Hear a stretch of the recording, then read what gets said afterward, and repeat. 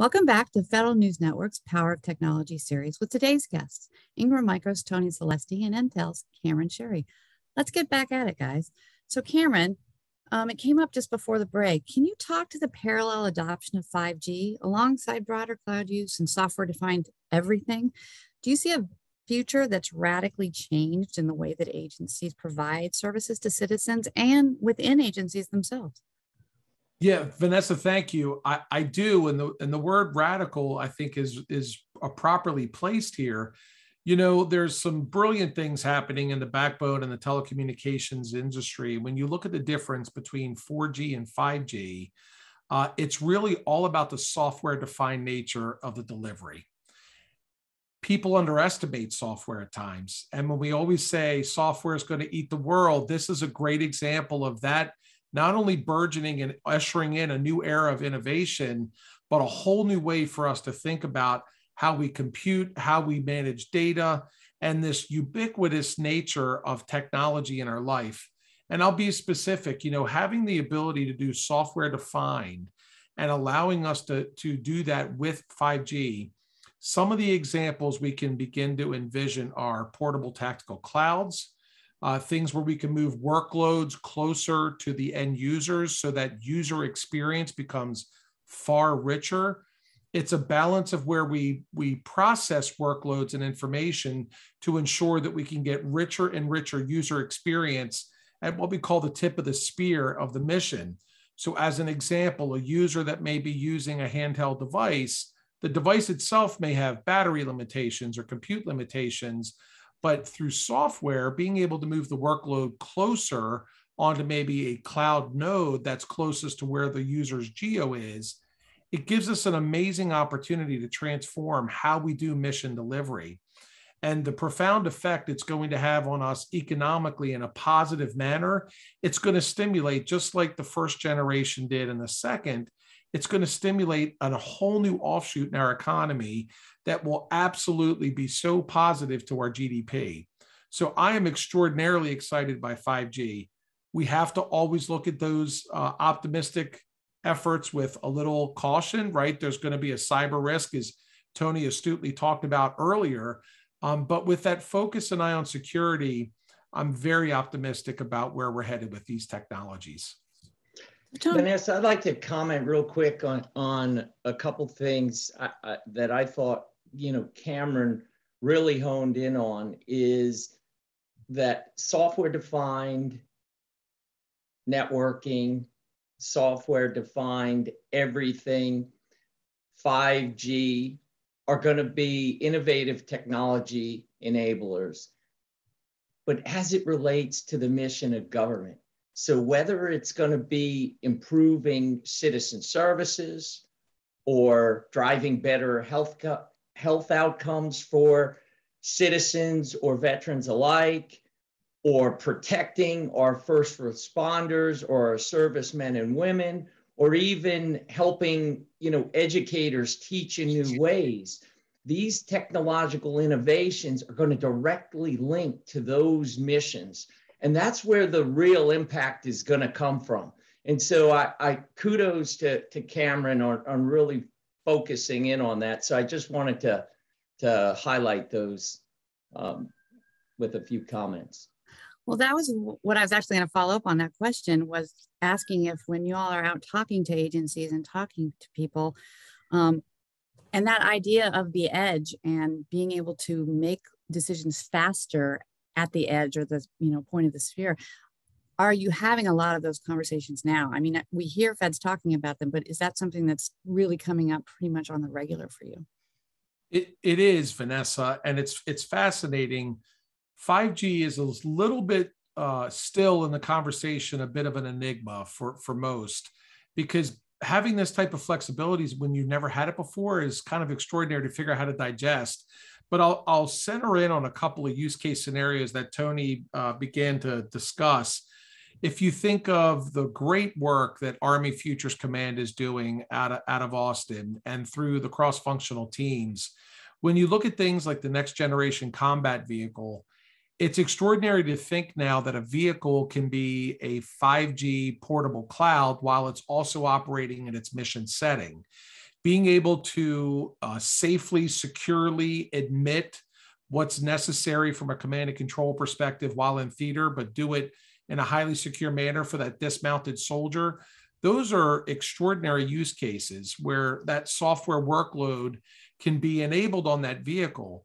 When you think of the operational environment, it's really critical. I know that when you put information in the battlefield, people get a bit nervous, but I have the opportunity now through software to do effectively what we used to do in the old days, which is a thermal grenade through servers. If you ever got overrun, we have the ability to do the same thing logically with software and using encryption. But what it provides is exactly what Tony zeroed in on.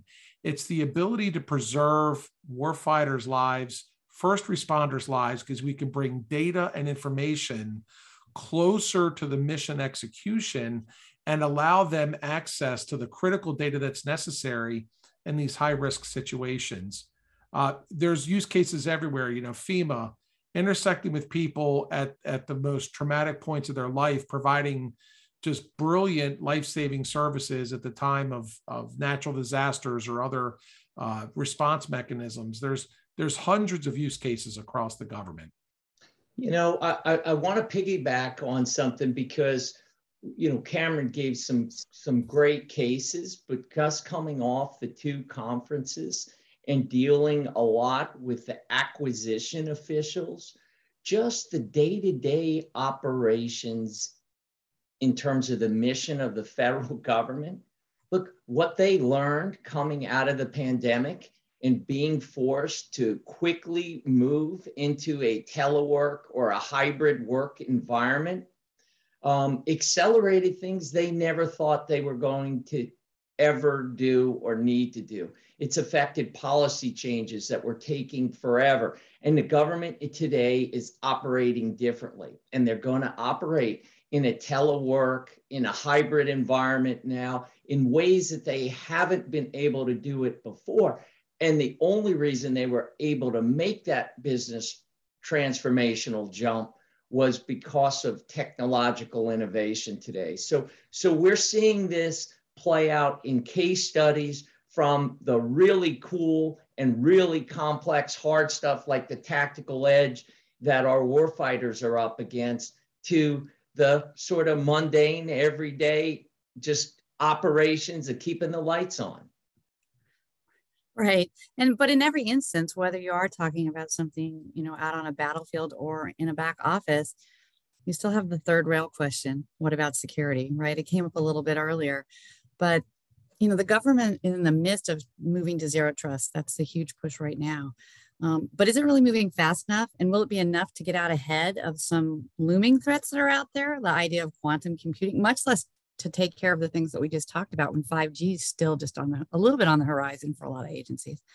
To make current encryption algorithms obsolete with quantum computing, supposedly, right? Who wants to jump in there? I'll jump in, Vanessa. I'm always excited when we start talking a little bit about technology. Look, it's an incredible time right now.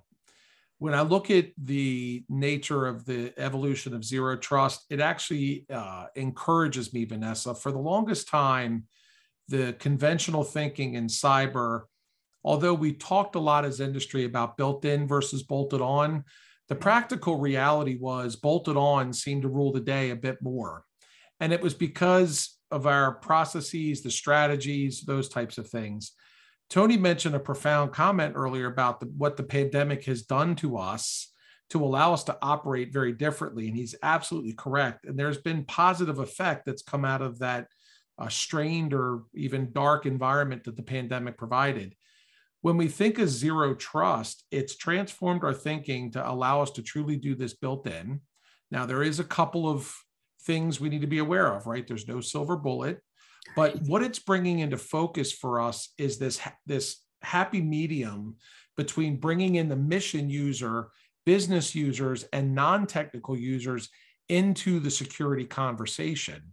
That's what it's really doing for us, so that we're operating more securely as people and then building a more secure enterprise, because we're understanding the interlock points from a zero trust perspective. And I'm very humbled and proud to work for the company I work for. You talked about quantum and its intersection with cyber. The work that we're doing in that area, when we think of advanced encryption, homomorphic encryption, and all these different things, not only to provide our government the safety and security from a compute platform, but to protect us from the near-peer adversaries that exist. So although there's always challenge in the world, you have to face it with optimism, and you have to look at these types of opportunities or challenges as opportunities for us to continue to grow. I think Tony's comment was brilliant. You know, when you're really pushed and you push our country, we rise, right? We saw it through the pandemic. We saw, you know, the amount of cyber attacks increase almost 400 to 500%, but they never made the front page of the Washington Post. And that's because our amazing civil servants in cybersecurity were doing their job. They were ever vigilant. So, you know, through these challenging times, there's always opportunity to be optimistic. You know, I completely agree with all of Cameron's comments. And one of the nice things of being at Ingram, we have such a broad global view and touch so many different technological companies and technological innovators. Today, everybody is looking at cybersecurity, and they're looking in multiple ways as our dependency on technology for everyday life continues to grow exponentially. So with that, the threat attack surface area grows, and this is no different for the federal government. So at Ingram, we have an entire team dedicated to the security solutions area. And we are partnering with the best and brightest in the industry, where we are constantly searching for and evaluating new alternatives. We seek out, you know, diverse, innovative security solutions from multiple sources and try to catalog this information for our partners. And zero trust solutions today are just one of the areas. And they are a critical tool in securing these environments, because you need to know, you know, who's accessing what. But it's not just the user access, it's also the workload to workload interaction and how to segment those with identity-based segmentation as well. So we're here to help, you know, organizations navigate, you know, and deliver zero trust solutions with our industry partners and experts. Well, we've come to the end of our time. So that's a wrap for now, guys. But I want to thank you both, Tony and Cameron, for joining me today. Thank you, Vanessa. Thank you. I'm Vanessa Roberts, and I've been talking with Tony Celesti, Executive Director and General Manager for Public Sector at Ingram Micro, and Cameron Sherry, Vice President and General Manager for Public Sector Worldwide at Intel. To learn more about the power of technology, visit federalnewsnetwork.com and search Ingram Micro.